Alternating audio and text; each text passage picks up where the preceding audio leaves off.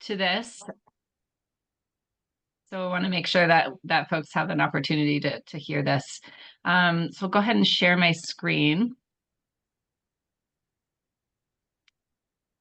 And little icon always gets in my way. Okay. So welcome to the January Lunch Bunch. Today we are going to be talking about the state legislature. Today is actually the first day of the legislative session, so our timing is good. This today kicks off a whole flurry of state legislation that can have huge implications for our air pollution and reducing our greenhouse gas emissions, reining in oil and gas. There's a lot of good things that can happen during a state legislative session, and there's also things to watch out for on the other side. So a lot of a good opportunity to kind of plug in and make a difference. So we're going to talk today about so we're going to go over kind of the basics of what is the state legislature and what do they do. We'll go through the process of how a bill becomes a law. We'll talk about how you can find out who your state legislator is and do some research so you understand who they are and how to get in touch with them. And then we'll talk about how Mountain Mamas engages in the state legislature and how you can engage and make an impact. So this is a picture of our beautiful Capitol. So the state legislature is our House and our Senate. They are part of our state government, of course. We also have the governor's office here, and this body is really tasked with setting laws for the state. So we'll go through kind of a few points about them. So this year's session runs January 10th to May 8th. So they convene the second Wednesday in January through the second Wednesday in May. It's just 4 months. It runs every year, but it is not all year. The state legislature does a few things. They determine the state budget and how our money is going to be spent, how our tax dollars will be spent. The governor has his idea of how the state should be spending. He has his own budget and then works with leadership and the state at the state capitol to determine, to kind of figure out collectively, like, what do we agree on and how are we going to spend our money? The state legislature passes laws that govern the state. These can be new policies. They can be revising old policies. They can be resolutions that are non-binding, that just kind of make a statement about something that might be happening, politically in the state at the time or nationally at the time. But for our purposes, it can really run through a lot of areas that impact climate and energy and environment. So we will talk a little bit more about that later, but there's a whole bunch of categories that the government can make policies around. So we have a citizen legislature. That means the state legislature only meets part of the year, and typically most legislators have a second job. So they're called citizen legislature because they're still part of the citizenry. They're more, in the community. They live and work in the community. They don't live in DC. Sometimes they're not millionaires typically. So they are a little bit more accessible and approachable. There are 100 legislators. 65 of them are in the House. They serve 2-year terms. 35 are in the Senate. They serve 4-year terms. And state reps are up for election every other year. This is an election year for them. Senators are up every 4 years, and they stagger them. So the whole Senate isn't all up at once. They stagger them every 2 years. So that's kind of the basics. We are going to go through the legislative process next, and you probably already know kind of the basics if you pay attention. Much to how bills are passed, or if you saw that, I think it's a Schoolhouse Rock video when you were in school about how a bill becomes a law. That was Congress. This is the state. So it's far simpler than what happens in DC, which is a good thing. But essentially, a bill is introduced in either the House or the Senate. It starts in one chamber or the other, and it gets assigned to a relevant committee. There are a number of committees in each chamber that kind of deal with different topics.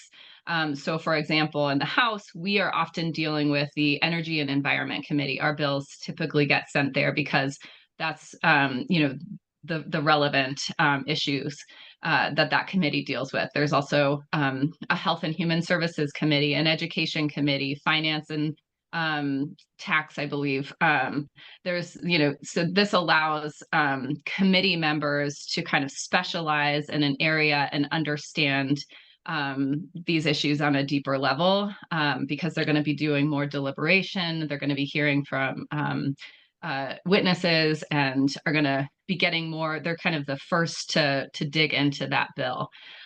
So once it gets assigned to a committee, that chair of the committee will calendar it when they deem appropriate, and they will hold a hearing for the bill. So that the sponsor of that bill will come and kind of make the case to the committee. They can have witnesses testify in favor.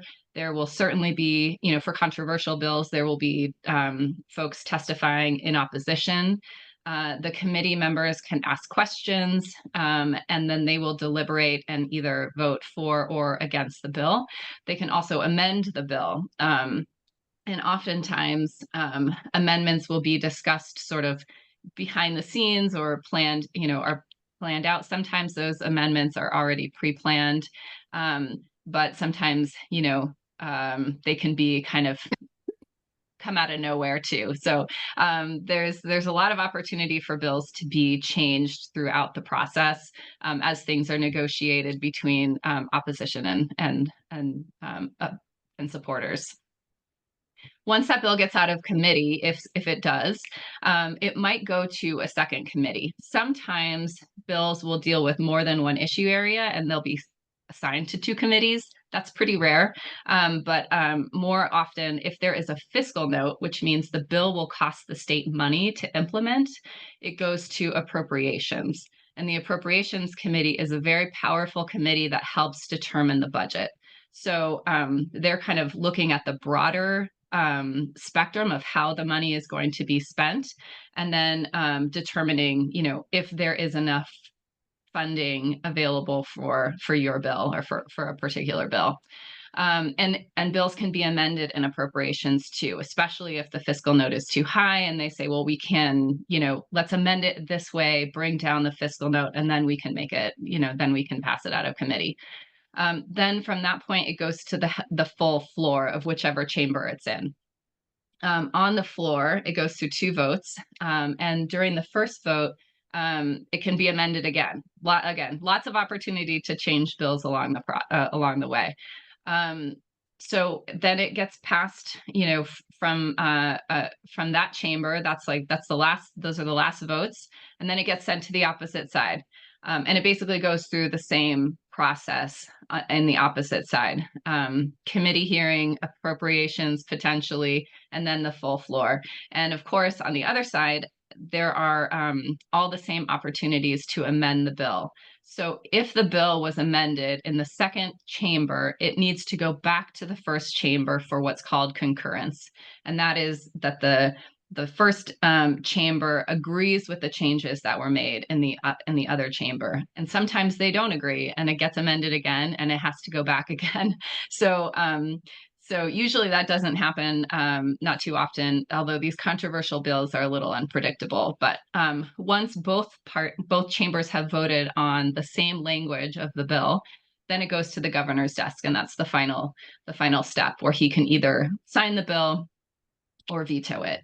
So that's kind of a simplified explanation of how the process works.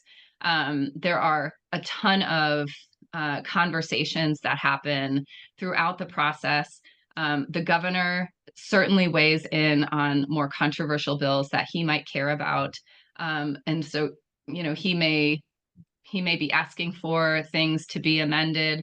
Other legislators may be asking for things to be amended. There's lobbyists that are going to be asking for, changes. So from start to finish, a bill can really look quite different. And that can be certainly disheartening when, you have this perfect bill that you think is going to solve all of these problems. It goes through this process and you feel like it's just getting watered down at every step. But it really is a process. It's a negotiation every step of the way. It's what makes our government great, and it's what makes our government, very frustrating. So I say that because I think sometimes activists, and I am, an activist, like it can feel like you're not making progress. But that's just kind of how our system is set up to make sure that things don't get, wildly swung in one direction or another. So I'm going to pause there and see if there's any questions.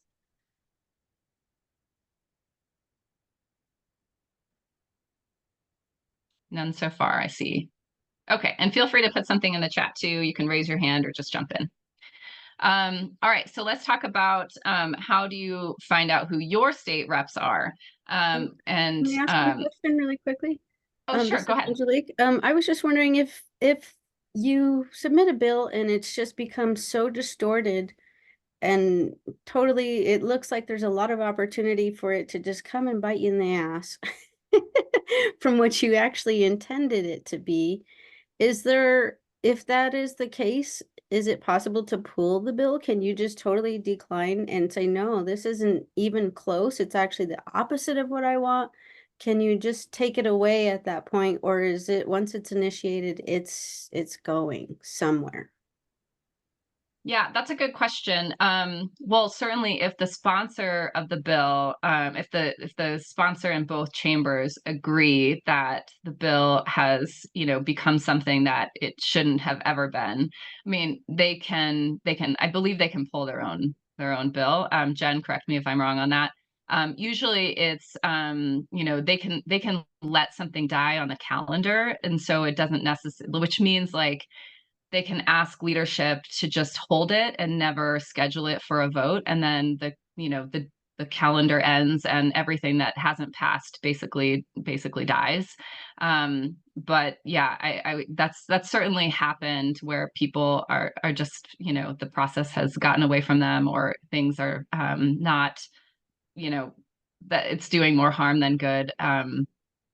Jen, did you have something to comment about that? Yeah, I was just going to say, I think that's right, that sponsors can ask that a bill be effectively pulled by not receiving a vote. They can postpone votes indefinitely on specific legislation, which is a way to effectively kill it. And that does happen from time to time. That it doesn't, either it looks like it's going to turn into something the sponsor doesn't want, or they're just finding that it's not going to be possible to get the bill through that they would like to get through the process, and so they pull it and live to fight another day, I guess. Thank you. Yeah, very good question. And so, yeah, sometimes things get introduced, year after year after year, with the hope that like this is going to be the year we get it. So it's try again a lot of times. Okay, so if you're interested in learning who your state legislator is, if you don't already know, we have this great site, the Colorado General Assembly site, where you can find a ton of information about like what bills are running, what committees exist, all information about the budget, all kinds of information, the schedule for the each chamber, when bills are going to be heard. But for this segment, if you go up to the upper right corner where it says find my legislator, you click on that and you just type in your address, and it will pull up who your state senator and state legislator is, or state representative is. I happen to live in a zip code where it doesn't split between districts. So I'm just going to put my zip code in here. And my state senator is Rachel Zenzinger. My representative is Lindsay Doherty. So you have their email addresses on here, and then they each have a web page that has all kinds of information about them. That's really useful to know. So Senator Zenzinger, it tells, what their occupation is. She comes from education. She's a Democrat. It tells you what committees she's been assigned to.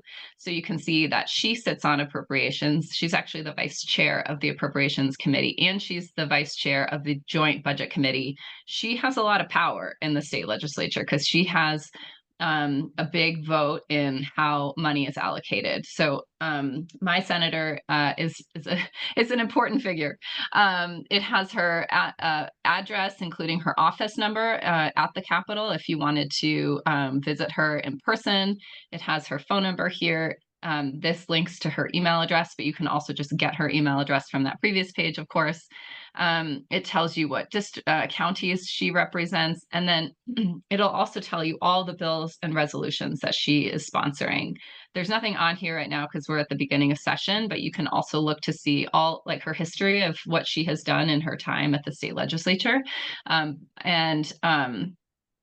And how, there's lots of information on each bill, and if you wanted to go down that rabbit hole, but lots of good information. And then you can do the same, of course, on the House side.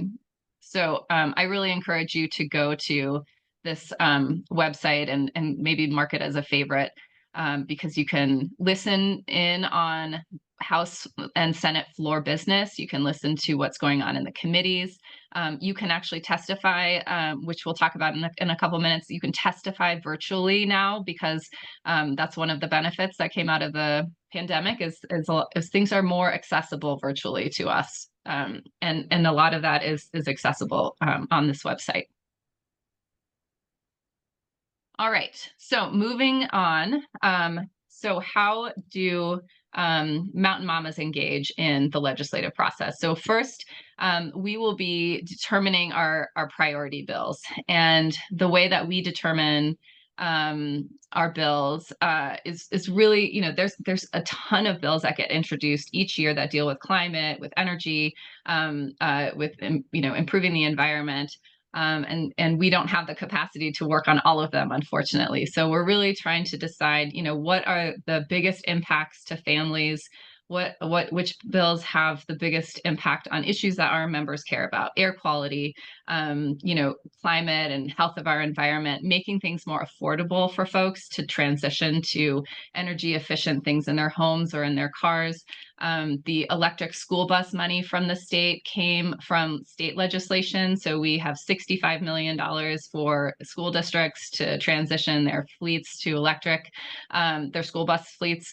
So that's something that came out of the state legislature as an example. So we'll be kind of monitoring the bills that are happening, that are being introduced. So a lot of things are still being determined. Even though the legislative session has started, there's still a lot of work to be done in terms of figuring out which bills are running, which are viable. And so we'll be looking at all of those things. I'm just looking at this question. Is partisanship a problem in Colorado? Good question. I did mean to touch on that, Meg. Thank you for bringing that up. So currently the Democrats have control in both the House and the Senate. And of course, Governor Polis is a Democrat. That being said, Democrats are at times, more favorable to environmental changes. They're more, traditionally more on our side. However, not always the case. They're all different people, and they all have their different opinions about how these things are going to be resolved. And so I would say that everything is going to be a fight. Like we typically take up controversial bills because they have the biggest impact if they pass. And they're hard because there's a lot of money opposing them, typically from oil and gas and things like that. So even though there is a majority of Democrats that are typically better on environment, it's not easy. You're still dealing with a lot of personalities. And the other thing I wanted to say is that last year, the Republicans, kind of banded together to prevent, they did a lot of stall tactics during the legislature during the session to prevent things from moving along in the process. So there's a lot of things that the minority party can do to prevent progress and to make things harder. And so there were a lot of bills that died because they just couldn't, they didn't have time to pass them at the end of the day. And, you know, there's sort of like hostage tactics that they can use. So yeah, I would say partisanship is a problem in every, probably every capital. And we're not immune to that, but it's a little bit better than Texas. Thank you. Yeah. So we'll also be testifying. Ooh, I got to speed this up. We'll also be testifying in committee, as I mentioned earlier. So this is a really important place for us to weigh in. We hope that you all will consider testifying. If I know some of you on this call have testified at the Air Quality Control Commission. It's very similar. You know, it's 2 minutes. You're basically talking about why you support a bill. You do not have to be a policy expert. There's plenty of policy experts that are going to be talking to legislators about that. They want to hear from real folks, how it's going to impact you, why you care about this bill. We will help you along the way. We'll help you write your testimony. We'll provide talking points. We want to make this easy and accessible for folks. So if you're interested in this, I'd love to talk to you about it. It's a really important component of helping get these bills through. We also host a lobby day, and I hope everybody on this call will come to our lobby day. We host it in March or April. It's a super fun day.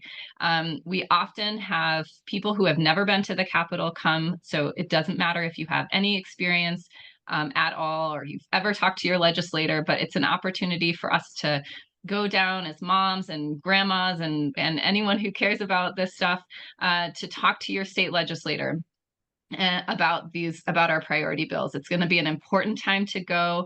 Again, it's really fun. We're going to be hosting, I'll talk about this in a minute, but we'll be hosting a training for how to lobby later in the session, so you feel comfortable going down there. We also will write emails and make calls to legislators. We'll do letters to the editor, ask our members to write letters to the editor. Again, it's something that we can help you do. There's often rallies or press conferences in support of legislation, so that would be a place to plug into. Bringing friends and definitely bringing kids is always encouraged. We at our lobby day will provide childcare if you have little kids, but I will say last year we had like 2 or 3 babies and toddlers with us, and it really was so much fun. The legislators, like, there was a buzz. People were coming out just to say hi to the babies. So, we try to make everything as accessible to you as possible. So kids, kids help in a lot of ways, and it's good to bring them into the process. And then finally, on this point, as I mentioned, at these lunch bunches, we're going to be doing issue briefings and a lobby training. So again, so you feel more prepared going into the lobby day, or even just engaging on your own. I know I kind of blew through that quickly, so I'll pause again for any questions. Angelique. Yeah, you said that the lobby day was in March or April, but the actual legislation stuff, the bill stuff, is happening now. So in that lobby day, is that for next year, for the next go around? So I mean, it seems like there's a lot of space in between those conversations and when the action is actually happening. Yeah, good question. So all of those other things that I mentioned we'll be doing along the way. So we'll be testifying in committee, writing letters to the editor, making calls, sending emails to legislators. So there's lots of opportunity to participate. Often what happens with our bills is they get pushed to the end of the session. Lots of bills get pushed towards the end of the session. So March and April, things are still it takes a little while for the more controversial bills or the bigger bills to get through. And March and April are really important times to engage, because those bills are, at risk of getting watered down. They're at risk of, running out of time before they get, before the end of session. we have a better sense of who's kind of squishy on the bill. Like my state senator is often on that target list of like who's not with us quite yet, hasn't made up her mind. So we'll be targeting certain people, and so it's actually a really prime time to go down to the Capitol, and sometimes things have passed by then, but that's very rare. Honestly, it's usually up until the last, kind of the last minute. Thank you. Yeah, no, really, really good question. All right, I see we have 1 minute here, and I don't want to keep folks over time. I just had a couple of announcements, and then if there are additional questions, we can hang out. But so next week, we are hosting a webinar on electric school buses. If anyone is interested in learning more about the benefits of electric buses or how our school districts can apply for state or federal money, and encourage your school district to apply, it would be, please register. We're going to send an email out tomorrow as well, but here's the link to register. If you can't click on it, let me know and I'll put it in the chat. And then our next meeting is February 7th at 12:30. And we haven't determined the topic quite yet, but we'll let you know during at the invite. So any questions about what we covered today or the announcements? I hope that was helpful. Can you hear me? Oh, yes, Ramona. I had a question about if we want to contact someone or communicate amongst ourselves, how do we do that? If you wanted to Is there a phone number or an email address we can write to if we have questions? At the state legislature or to Mountain Mamas? Mountain Mamas. Oh, let me put my name in the chat or my, let's see here. Let me stop screen sharing here. I'll put my information.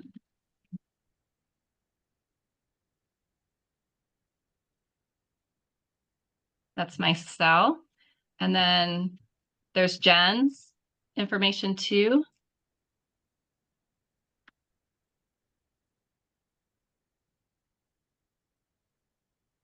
And here is our website for more information as well. But we would love to talk more, and we can set up some time, Ramona, if you'd like to just talk for a few minutes. That would be fantastic. I'd love to do that. Any other questions? Awesome. Well, thank you so much. I won't hop off because I see Ramona's still writing, so I'll hang out. But if you all need to take off, please do. And it was so great to see you all here. Thanks so much, Sarah. Yeah. Super helpful. Thank you. See you later. Thank you. Yeah, I've got it. You can leave. Okay. All right. Thank you so Bye. much. It's nice to meet you. So nice to meet you. Thank you, Have Sarah. a great day.